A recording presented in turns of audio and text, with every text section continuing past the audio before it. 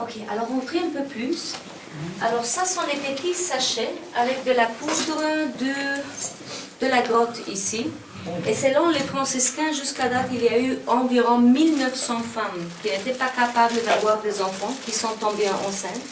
Au moins, how many is that, 15? In 12 years. In 12 years. Une quinzaine de femmes qui avaient été atteintes de cancer. Et qu'après d'avoir fait de la prière, mais c'est ce qu'il dit aussi, c'est pas une poudre magique. C'est vraiment comme l'eau de Lourdes, avec la prière, la foi qu'il a en arrière de ça. Mais qu'il y a eu beaucoup de cas des gens qui avaient du cancer, et après d'avoir fait la prière, quand ils sont arrivés pour la date de l'opération, c'était disparu. Alors si vous regardez ici en arrière, il est plein à travers les dernières années des gens qui sont passés par ici. It's 2 euros. Oh no, they don't have euros, they have dollars. Alors si quelqu'un aimerait amener ça à la vérité. Jean-Paul II était ici. Hein? On voit la photo. C'est 2 $, hein? Oui.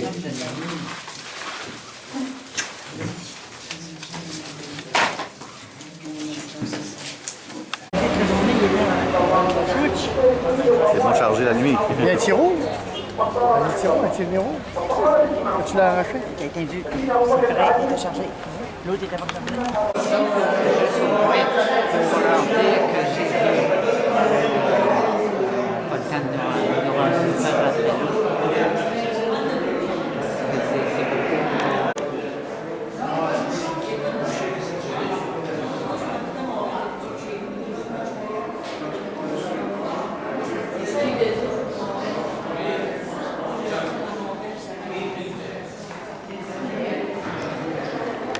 L'accès à la grotte, et c'est ici où Saint Jérôme a vécu pendant presque la moitié de sa vie.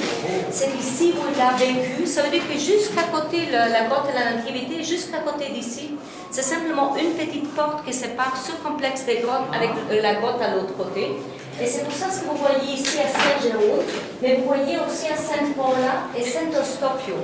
C'était 2 femmes nobles qui sont venues avec Saint Jérôme, qui ont aidé à Saint Jérôme, qui ont financé en fait une partie de son voyage pour s'installer ici, pour pouvoir faire la traduction de la Bible en latin.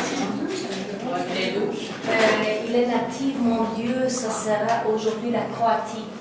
La Croatie? La Croatie, oui. Et pendant des années, le tombeau de Saint Jérôme était jusqu'à la sortie ici à droite. Il y a un tombeau. Et pendant des centaines d'années, le corps de Saint Jérôme a été ici. À un moment donné, l'Église catholique a décidé d'amener les reliques de Saint Jérôme à Rome. Et depuis ce temps-là, les reliques de Saint Jérôme sont à Rome. Alors, quand on sort ici, vous allez voir à droite le tombeau de Saint Jérôme. Aujourd'hui, c'est un tombeau vide. Et à gauche, vous allez voir les tombeaux de Saint Paula et Saint Eustache. Et ce sont 2 femmes qui, pendant le 4e siècle, ont fondé plusieurs couvents des sœurs. Alors venez, on va visiter.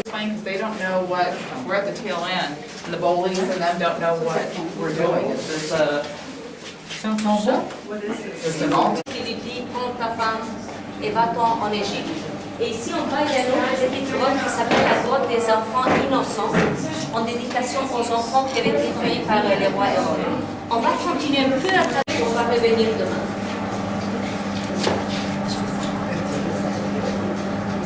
C'est quelque chose de fascinant parce que le bain rituel doit consister au moins de 30% d'eau vive.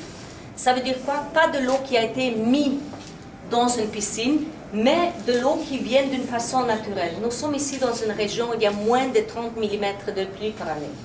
Alors là, vous vous imaginez que la citerne qu'on a vue tantôt à l'Hérodion, qu'ils avaient plein de citernes énormes, mais que les citernes devraient être construites d'une façon qu'il y avait des aqueducs qui ramenaient l'eau pour entrer dans ces citernes. De la citerne, l'eau coulait pour remplir un bain rituel. Et ici, on voit vraiment l'extrémisme qu'il y avait quelque part avec les Esséniens, parce qu'ils ont même pour le bain rituel, il y a des petits escaliers pour qu'ils puissent descendre par un escalier quand ils étaient encore rituellement impurs, et après ça remontait. Ça veut dire que même pas passer par les mêmes pas ou les mêmes traps quand ils étaient encore impurs.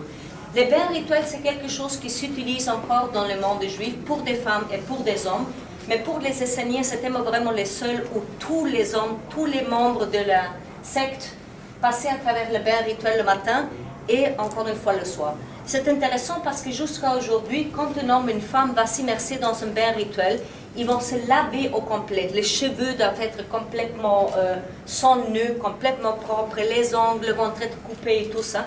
Ça veut dire que c'est vraiment une immersion rituelle, on pourrait dire, pour être rituellement pur. Eux, ils étaient convaincus qu'ils ne seraient pas capables de copier les textes de l'Ancien Testament sans être dans un état d'une pureté complète.